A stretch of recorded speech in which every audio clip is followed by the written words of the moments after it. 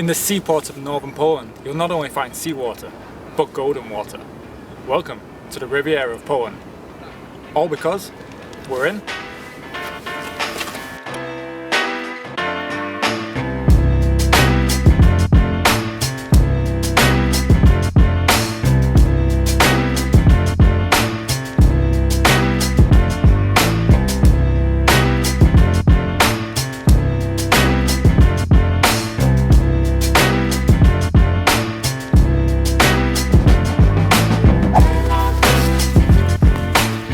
One of the best things about Poland is that it splits Eastern Europe from Western Europe. In about 2 hours that direction you have Kaliningrad and Russia, and in that direction in about 4 hours you have Germany. I think it's amazing you can get on a plane for 45 minutes and you're landing somewhere that's completely different people, different culture, and the split between Eastern and Western Europe can be seen in the history of Poland. It's freaking cold! In fact, the history of Poland is varied, and the country has been fought for more than 40 times. From the Polish-Ottoman War, the Polish-Hungarian War, the Tatar raid on Poland, Polish-Teutonic War, to the 2 world wars, and the subsequent uprising against communism. Well, you get the idea. Poland feels like a country that has changed hands more times than money, and Gdansk is no different. Gdansk is the 6th largest city in Poland, and is one city of the larger tri-city group of communities made up of Gdansk, Sopot, and Gdynia. Gdansk is famous for its old town and the history associated with it. Sopot is known throughout Poland as one of the best places for spas and to party, and Gdynia is the modern business city of the 3. All 3 are connected by train and have access to the beaches. Overall, the population is 700,000 people. Everything you see behind me right now is part of the old city, but it's not actually that old. During World War II, most of the city was actually destroyed, and it was left to the Soviets and the Polish people to rebuild the city. In fact, 90% of the town was destroyed, leaving it to be nothing but ruins, with the sheer destruction visible in these photos here. They tried to rebuild it to an exact copy of the original city, from plans that were drawn before the war, and it was restored with great detail. Gdansk Centre is one of the nicest centres in Poland and Europe, and it is the Polish people's choice of destination for a long weekend or a holiday during the summer. Think the equivalent of the French Riviera in Poland. This white beach might actually remind you of the Maldives. Who would blame you?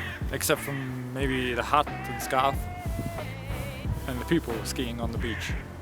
Whilst I seem to like travelling in the winter when it's cold and it's wet and it's miserable. If you came here in the summer, you'd actually see why this is a real tourist hotspot for Polish and foreign visitors. During the summer, this whole beach is packed to the brim with both Polish and foreign tourists, to the point where it's actually hard to find a spot. There's a forest, bars and cafes, a long pier, and a harbour, and various amusements and attractions. The tourism that Gdansk has from the rest of Poland and Europe pushes prices up, especially in the summer season. However, Gdansk is still very cheap by Western standards, and Poland is known to be the cheapest country in all of Europe, making it great for travellers. The average salary in Gdansk is €1,520. A usual hostel will cost about €10, and an Uber ride to the airport will cost you about €8. One of the few things that you might notice in this video is that the length of my hair changes, and that's because I'm going to get my hair cut. Or should I say, I got my haircut. Just for you guys, just to find out how much it costs. Now, I'm only joking, it only costs you €8, but it needed doing anyway. What do you think? Ratings out of 10 in the comments. All the hostels in Gdansk are very cheap, and if you pay just €6 more a night, you can even get somewhere with commodities like a pool, which really isn't bad for a hostel. Things to see in the city are the largest brick church in Europe, which can hold 25,000 people, the numerous amber markets, ride on Gdansk equivalent of the London Eye, Museum of the Second World War, and visit many of the bars and cafes and Neptune's fountain. The story goes that people used to throw gold coins into Neptune's fountain for good luck, and in thanks for this, he turned the whole water into vodka with gold flakes in it. Legend has it that this happens once every 100 years. Meanwhile, residents of Gdansk continue to drink Goldwasser. The golden flakes aren't just there to look pretty, but are sharp and make minuscule cuts in the throat as you drink it, allowing the vodka to get straight into your blood system and get you drunk faster. Well, that's what we used to say in our teen years anyway. As with all touristic destinations, they never really tell the true story. And it's the same with most big cities around Europe, like London and Paris. The centres are well maintained to attract tourism, but the local people never really get to live in the centre because it's much more expensive. I always find that the outskirts of a city, especially a touristic city, is one that tells more of a local story. So let's leave the centre of Gdansk and let's see what the surroundings hold. The best way to get around Gdansk is by using one of these.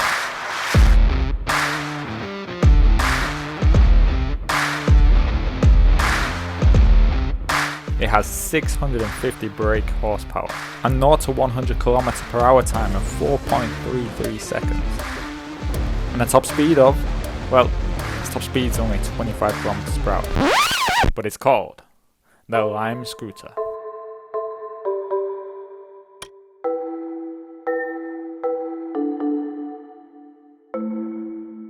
The outskirts of Gdansk tell a different story to the centre, and one that is closer to its more Soviet history. An industrial, run-down, under-maintained place that has many abandoned shops with more simple shops and less grand designs than in the centre. Although it looks very grey, the outskirts are littered with trees that in the summer make it a more lush and green place to be. There are also a lot of beautiful forests in the surroundings, meaning people live within walking distance to a natural park and the beach. People live in tall Soviet-built towers that are numbered, sometimes housing up to 1,000 people. And one common thing that they all had in between the buildings was a children's playground. And one of these, a fully equipped street gym.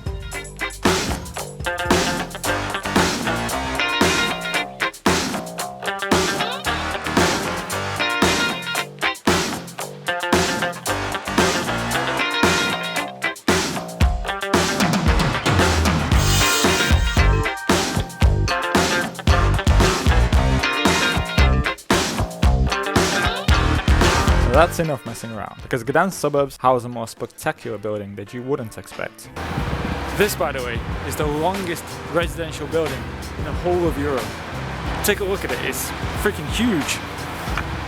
The structure has 4 10-story compounds with a total of 1,792 apartments and can house up to 6,000 people. It is 850 meters long, the same length of 8 football pitches, and requires 3 bus stops just to serve the building. The whole structure is called flakes, with the English equivalent being waveform.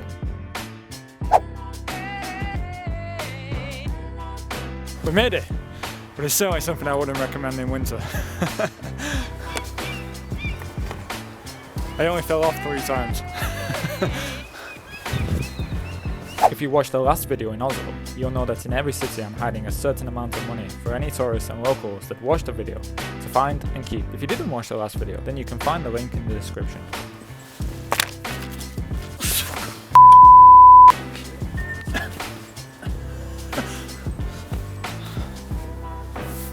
To find the money, take the long road from the centre of Gdansk to the beach. Stand at the base of the pier and walk diagonally into the forest. You'll find a tree that has the number 8 painted on it in red paint. In between the branches is your treasure. Finally, I got to film a city that isn't in Scandinavia. My last 2 videos were Copenhagen and Oslo, and whilst they are great cities in their own, they're both Scandinavian capitals, so they're quite similar to each other. Whereas Gdansk is completely different. Gdansk is a very beautiful city, but it's also poorer. It has a different atmosphere.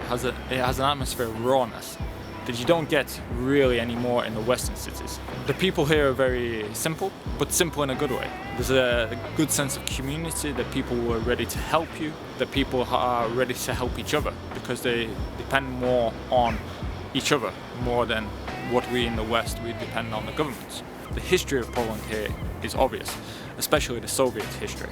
I also get a feeling of freedom here.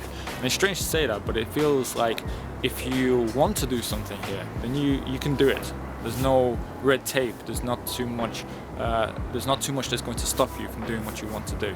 However, if I give you my honest opinion this time, it's a little bit different. This is the winter time, it's -3 degrees, it's got a completely different atmosphere, and I think Gdansk has been one of the cities that's been hit hard by this coronavirus. As I've said in the video, it's a very touristic city. I was here in the summer and it was very nice, the weather was really nice, it was sunny, it was hot, and there was a lot of people here that had come from all over Poland, and it gave it a different atmosphere. There was just more movement, it was more lively. And now, when I've come here, it just seems empty. It just gives that different atmosphere that something has changed, and I think it's because of the virus, and also because it's winter, there's not as much tourism. I think it's sad. It feels like a sad city in the winter. My advice to you is, if you're going to come here, then come, but during the summer.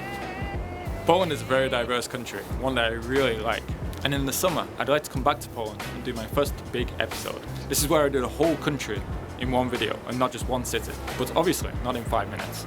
So if you enjoyed this video, don't forget to like, subscribe, write your comments down below, and don't forget to turn the notifications on so that you get a notification every time there is a new video.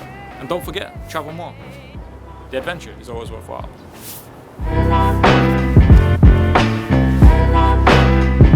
Oh, and one final thing. Gdansk is a beautiful city, especially at night time. I had the chance to make a night time lapse of the city whilst there. Check it out in the link on the screen or in the description below now.